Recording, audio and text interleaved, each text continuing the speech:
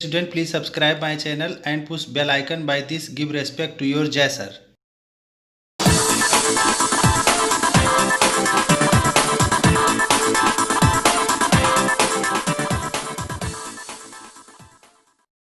My dear student and friend, नमस्कार। My name is JS Tiwari Jai sir. मैं video start करने से पहले आपको बताना चाहता हूं कि वीडियो को फुल स्क्रीन पर कर लीजिए और वीडियो को ध्यान से देखिए ताकि जो है एक भी लाइन मिस ना हो आपसे, क्योंकि अगर कोई भी लाइन मिस हो गई तो आपको समझ में नहीं आएगा। और वीडियो को फुल स्क्रीन पर कर लेने से सारे लेटर आपको साफ साफ दिखाई देंगे। और मैं आपसे निवेदन करना चाहता हूं कि जो चैनल पर नए हैं वो चैनल को सब्सक्राइब कर दें, लाइक और शेयर कर दीजिए, अच्छे कमेंट कर दीजिए। और जो चैनल को पहले से सब्सक्राइब किए हुए हैं वो लाइक, शेयर और अच्छे कमेंट कर दीजिए। तो orbit, orbital and its importance. Orbit, orbital और इसका महत्व। Orbit and orbital are not synonyms.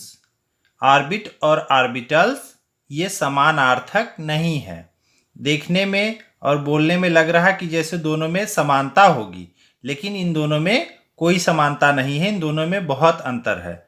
N orbit as proposed by Bohr's. Orbit को बोर्स ने प्रपोज किया था।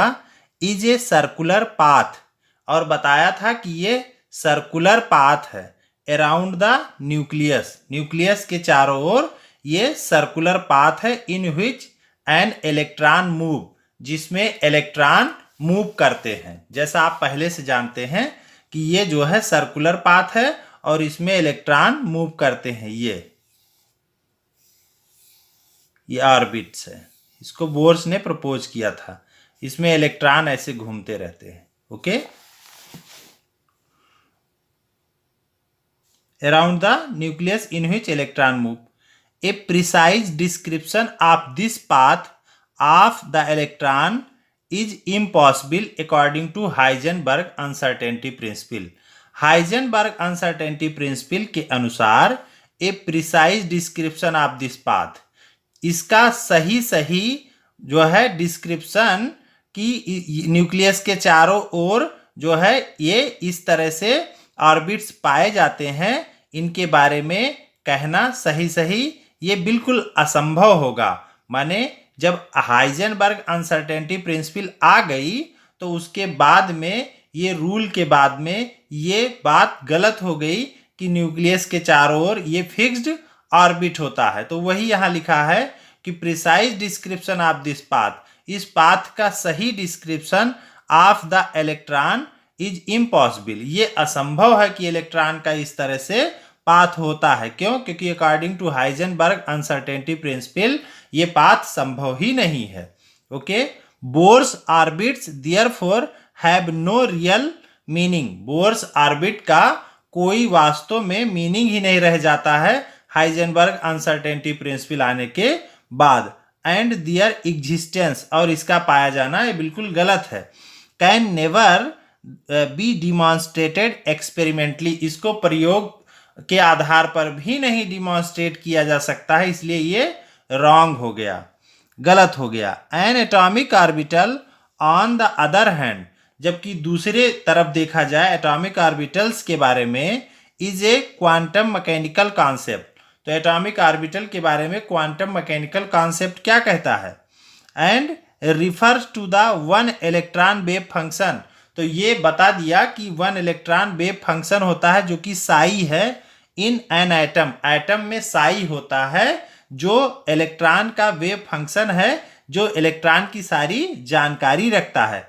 It is characterized by 3 quantum number, और ये साई 3 क्वांटम नंबर से कैरेक्टराइज्ड होती है, N, L and M, and its value depend upon the coordinates of the electron, और इसकी वैल्यू इलेक्ट्रॉन के कोऑर्डिनेट्स पर डिपेंड करती है कि किस तरह का कोऑर्डिनेट होगा उस तरह से उसकी वैल्यू हो जाएगी, उसी हिसाब से उसके ऑर्बिटल्स बनते हैं। S, P, D, F इस तरह से बन जाएंगे कि किस तरह का कोऑर्डिनेट, जैसे x एक्सिस पर है, y एक्सिस पर, z एक्सिस पर, तो उसी तरह से ऑर्बिटल बदलते जाते हैं। Psi has by itself no physical meaning. Psi का अपने आप में तो कोई फिजिकल मीनिंग नहीं है। It is the square of the wave function, अगर इसका स्क्वायर कर देते हैं वेव फंक्शन का psi square, which has a physical meaning, जिसका फिजिकल मीनिंग हो जाएगा अगर हम इसे साई स्क्वायर बनाते हैं। तो साई स्क्वायर का फिजिकल मीनिंग है ये प्रोबेबिलिटी डेंसिटी होता है, मतलब इलेक्ट्रॉन के जहां पर ज्यादा पाए जाने की संभावना होती है उसे साई स्क्वायर से रिप्रेजेंट करते हैं। Sai square at any point in an atom gives the value of probable density. पहले ही बता दिया कि साई स्क्वायर प्रोबेबल डेंसिटी को बताता है एट दैट पॉइंट, किसी भी पॉइंट पर। Probability density Sai square is the probability per unit volume. ये जो प्रोबेबिलिटी डेंसिटी है साई स्क्वायर, ये प्रोबेबिलिटी पर यूनिट वॉल्यूम, हर एक यूनिट वॉल्यूम के लिए ये होता है। And the product of psi square, और जो साई स्क्वायर है एंड स्मॉल वॉल्यूम, और उस स्मॉल वॉल्यूम का जो प्रोडक्ट है, माने उसको दोनों को जो मल्टीप्लाई करें तो इसी बात को हम लोग कहते हैं वॉल्यूम एलिमेंट। इसको वॉल्यूम एलिमेंट के नाम से जाना जाता है, माने वॉल्यूम को, स्मॉल वॉल्यूम को साई स्क्वायर से मल्टीप्लाई करें तो जो प्रोडक्ट मिलेगा उसे वॉल्यूम एलिमेंट कहते हैं। Yields the probability of finding electron, ठीक है। तो इस तरह से जो हमें प्राप्त होता है उससे हमें इलेक्ट्रॉन के फाइंडिंग में मदद मिलती है, पता करने में। इन दैट वॉल्यूम, उस जगह पर। अब देखिए ये जो है छोटा छोटा वॉल्यूम क्यों लिया जाता है वो क्लियर करिए। जैसे ये न्यूक्लियस हो गया, तो न्यूक्लियस के चारों ओर इलेक्ट्रॉन के पाए जाने की संभावना होती है। तो न्यूक्लियस के पास इलेक्ट्रॉन के पाए जाने की संभावना सबसे ज्यादा होती है, और उससे दूर होते जाते हैं तो इलेक्ट्रॉन के पाए जाने की संभावना कम होती है। तो देखिए स्मॉल वॉल्यूम लेने से वैल्यू कांस्टेंट रहेगी। जैसे अगर हम यहां से यहां तक लेते हैं, इतना बड़ा वॉल्यूम लेते हैं, तो यहां इलेक्ट्रॉन डेंसिटी इतने वॉल्यूम में क्या हो गई, ज्यादा हो गई, जबकि यहां इतने वॉल्यूम में इलेक्ट्रॉन डेंसिटी कम हो गई। तो इस तरह से हमको एक बराबर रूप से नहीं मिलेगा अगर हम ज्यादा बड़ा वॉल्यूम लेते हैं। और अगर हम छोटा छोटा वॉल्यूम लेते हैं, छोटा छोटा वॉल्यूम लेते हैं, तो इसमें जो है यहाँ का यहाँ में चेंज जो है क्या होगा कि जब यहाँ से यहाँ का देखेंगे तो चेंज मिलेगा, लेकिन इतने ही जगह का वॉल्यूम अगर देखेंगे तो वो एक समान रूप से लगभग मिलेगा। इतने का एक समान मिलेगा, फिर इतने का एक समान मिलेगा, फिर इतने का एक समान मिलेगा। तो इस तरह से छोटा वॉल्यूम लेने से उसके अंदर जो पार्टिकल्स होंगे इलेक्ट्रॉन के वो बहुत ज्यादा डिफर नहीं करेंगे, इसीलिए छोटा छोटा वॉल्यूम लिया जाता है। यही बात यहाँ बताया जा रहा है, ठीक है, कि small volume called volume element yield the probability of finding the electron in that volume. The reason for specifying a small volume element is that psi square varies from one region to another. कह रहा है small volume लेने का कारण यह है कि जो साई स्क्वायर है वो वैरी करता है from one region to another region, एक क्षेत्र से दूसरे क्षेत्र में वो वैरी करता है in space, but its volume can be assume to be constant. लेकिन अगर छोटा वॉल्यूम लेंगे तो उसका वॉल्यूम क्या रहेगा, कांस्टेंट रहेगा within a small volume element. छोटे वॉल्यूम के लिए वो कांस्टेंट रहेगा। The total probability of finding the electron in a given volume, जो टोटल प्रोबेबिलिटी है फाइंडिंग इलेक्ट्रॉन माने इलेक्ट्रॉन के पाए जाने की उस दिए हुए वॉल्यूम में, can then be calculated by the sum of all the product of psi square. Okay, तो इस तरह से जो प्रोबेबिलिटी फाइंडिंग इलेक्ट्रॉन की है उसको कैसे कैलकुलेट करते हैं, तो उसको साई स्क्वायर को और इसके वॉल्यूम एलिमेंट को दोनों को मल्टीप्लाई करके प्राप्त कर लिया जाता है। तो volume can then be calculated by the sum of all product of psi square and the corresponding volume element. Volume element का साई स्क्वायर से मल्टीप्लाई करने से हमें जो है इलेक्ट्रॉन के पाए जाने का जो प्रोबेबिलिटी है वो हमें वैल्यू मिल जाती है। इट इज दस पॉसिबल, और इस तरह से संभव हो पाया to get the probable distribution of an electron in an orbital. तो इस तरह से ये संभव हो पाया कि इलेक्ट्रॉन का ऑर्बिटल में किस तरह से डिस्ट्रीब्यूशन होगा। Okay, difference between orbit and orbital. Okay, हम लोग यहां पर देखेंगे कि ऑर्बिट और ऑर्बिटल में क्या अंतर होता है। ओके, तो हम लोग जो है ऑर्बिट और ऑर्बिटल में अंतर पढ़ रहे हैं। N orbit is a well defined circular path around the nucleus in which electron revolve. जो ऑर्बिट होता है वो सर्कुलर पाथ होता है न्यूक्लियस के चारों ओर, जहां पर इलेक्ट्रॉन घूमते रहते हैं, उसे ही ऑर्बिट कहते हैं। इस तरह से ये जो ऑर्बिट होता है ये सर्कुलर पाथ होता है, ये 2D होता है। ये कुछ इस तरह से, ऐसे ये 2D स्ट्रक्चर होता है। इसको क्लियर करिए, ये है, इसमें 2D क्या, इसमें देखिए ये पॉइंट ये ऐसे चल रहा है, तो ये जो है ऐसे चल रहा है, ये तो ये यहां फंस गया इस जगह पर ऐसे, तो इस तरह से 1 डायमेंशन हमको यहां पर मिल गया, ऐसे ऐसे में ऐसे ऐसे 1 डायमेंशन मिल गया। और यहां पर देखें तो अब ये दूसरा डायमेंशन ये ऐसे ऐसे मिल गया। तो इस तरह से इसमें 2D मिल रहा है, एक ये वाला मिल रहा है और एक ये वाला मिल रहा है। ओके, लेकिन ये वाला नहीं मिल रहा है, यहां पर कुछ नहीं है, तो इसलिए ये 2D स्ट्रक्चर है। ये रिंग टाइप का जो होता है ये, तो ये 2D स्ट्रक्चर में आएगा। तो ये न्यूक्लियस के चारों ओर जो ये सर्किल है ये 2D स्ट्रक्चर्स होते हैं। जबकि ऑर्बिटल की बात करें तो ऑर्बिटल्स जो होते हैं ये 3D होते हैं। ऑर्बिटल 3 डायमेंशनल होते हैं, इसमें लंबाई, चौड़ाई और ऊंचाई तीनों मिलता है, और यहां पर केवल लंबाई और चौड़ाई ही मिलता है, 2 ही चीज मिल रहा है, तीसरा इसमें नहीं है। यहां पर जो है केवल ये 2 है, इधर की ओर नहीं है ना इधर की ओर है। जबकि इसमें देखिए आप, यहां पर, यहां जो है आप देखिए इसमें इधर वाला भी है, ये ऐसे ऐसे, और इसमें ऐसे ऐसे भी है, और ऊपर नीचे देखिए पूरा इसके अंदर अगर हम देखें तो ये यहां भी देखिए लड़ जा रहा है। इसके अंदर अगर कोई चीज है तो यहां भी लड़ जाएगा, और इधर चलाएंगे तो यहां फंसेगा, 2 हो गया, और ऊपर नीचे भी। तो इस तरह से ये 3D स्ट्रक्चर हो गया, ये 3D हो गया। तो ऑर्बिटल्स जो होते हैं वो 3D होते हैं और इनमें इलेक्ट्रॉन्स होते हैं। ओके, तो ये ऑर्बिटल 3D स्ट्रक्चर और ऑर्बिट 2D स्ट्रक्चर। तो इस तरह से ये क्लियर कर लीजिए। तो ऑर्बिट के बारे में हो गया। अब ऑर्बिटल देखिए, N orbital is a 3 dimensional space around the nucleus in which the probability of finding the electron is maximum.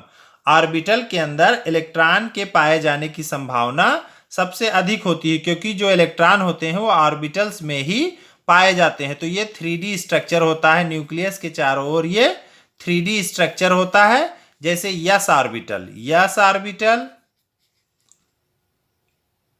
Yes orbital, okay, ऐसे पी ऑर्बिटल, पी ऑर्बिटल, ऐसे डी ऑर्बिटल, ऐसे एफ ऑर्बिटल। तो yes P D F orbital होते हैं और ये 3 dimensional होते हैं। और जो यस ऑर्बिटल होता है वो स्फेरिकल ऐसे होता है, पी ऑर्बिटल जो होते हैं वो ऐसे डंबल शेप्ड होते हैं, डी ऑर्बिटल जो होते हैं वो डबल डंबल शेप्ड होते हैं, और एफ ऑर्बिटल बहुत ही कॉम्प्लिकेटेड स्ट्रक्चर्स होते हैं।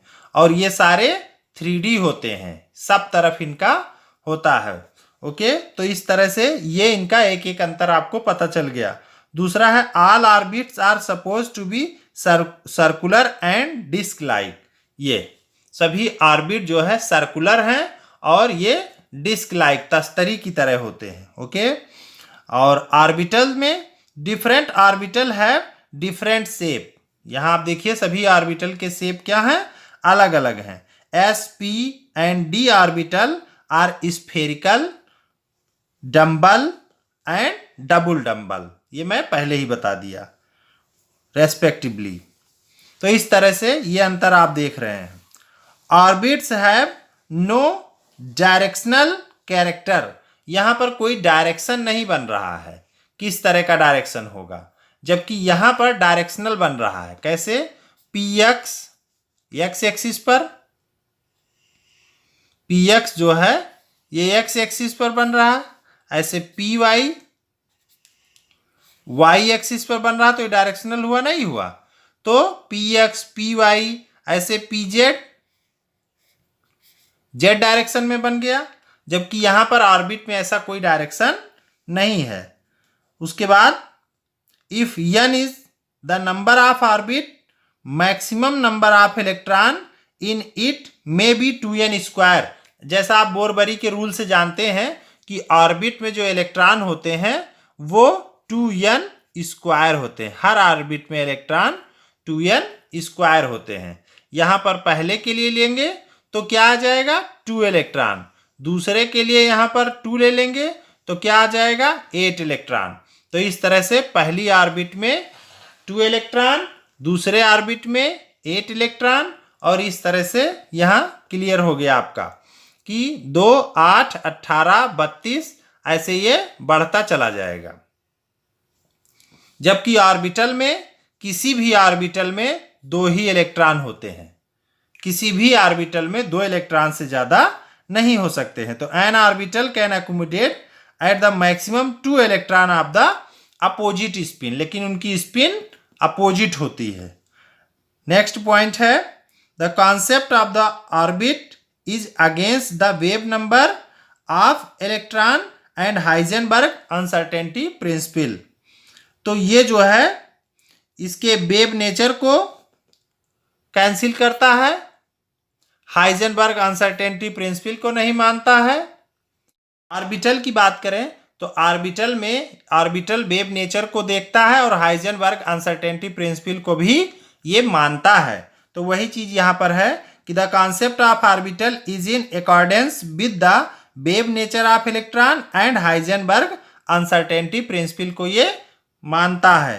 Okay, next, orbit represents the planar motion of electron around the nucleus.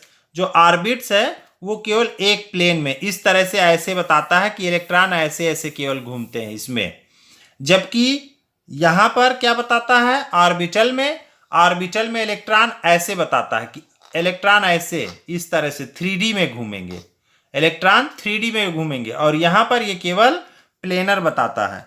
तो orbit represents the planar motion of electron around the nucleus, orbital represents the 3 dimensional motion of an electron around the nucleus. Okay.